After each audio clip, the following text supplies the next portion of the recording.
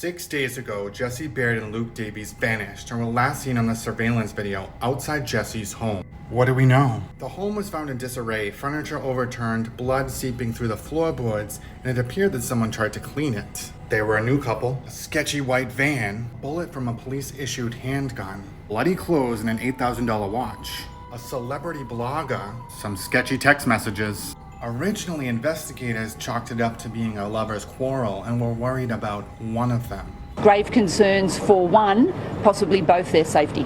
Jesse was a News 10 reporter that expressed concerns about a stalker. Luke Davies was a flight attendant who just moved to the area 15 weeks ago. The couple had only been dating nearly a month, and they first posted a pic together on February 5th, announcing their relationship for the first time on February 7th. Someone was triggered. Neighbors claimed to hear some arguing on Monday, but they didn't hear any gunfire. Yes, because we don't usually have these sort of dramas happening. To find out that Jesse was only a few months out from a pretty bad breakup. A bad breakup with Beau Lamar, celebrity blogger. We're here at the Sydney premiere for The Secret Life of Hello. What do we expect from this film? Turned constable?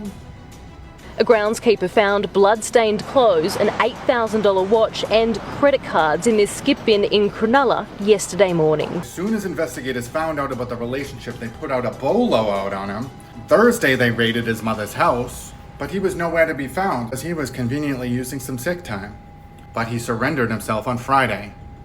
Police are investigating as to how the casing from the bullet got into the home from the police-issued handguns. They have protocols in place to lock up when they're not on shift. Although the bullet casing was found in the home, the causes of death have not been established and the bodies have not been found. And so from everything we know, they were last seen Sunday night. The unalive, so the vanishing, most likely happened on Monday. However, people were receiving text messages from Jesse Baird on Tuesday.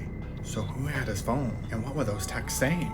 The white van, they believe, was hired to transport the bodies, and it was spotted outside of Jesse Baird's home, and it was spotted at the site where the bloody clothes were found.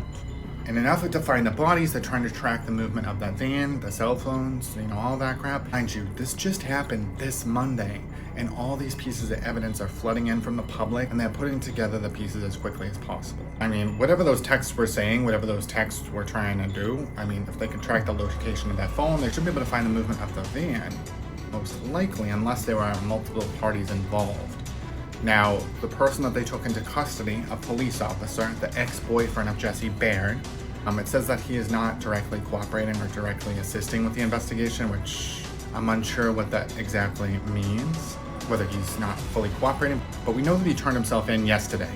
So, did he turn himself in because he's innocent? The police are saying they have the suspect in custody. Witnesses described a verbal argument. It was only reported to police yesterday. But is there going to be another twist to the story?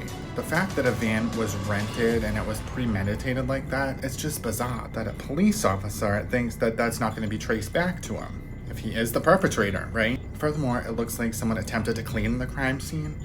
So, if it was that gruesome, that ain't getting cleaned up. Why would they be cleaning someone else's house? If you commit a murder in your own house, you'd want to clean it up, right? But why would you want to clean it up in someone else's house? And why would you need to get rid of the bodies? And why would you need to transport the bodies, right? It's all very strange. From what is alleged, it's an ex-lover that was jealous of the new boyfriend, right? That's a crime of passion. That's usually not something that's planned out where you're gonna rent a van and then you're gonna clean and you're gonna do this and that. Crimes of passion usually come out of nowhere, and the person's usually remorseful and shocked, and they don't want to go to jail, but they're also not renting vans and trying to clean up messes and leaving evidence around left and right, especially as a police officer. I'm just thinking there's a little more to the story that we don't know.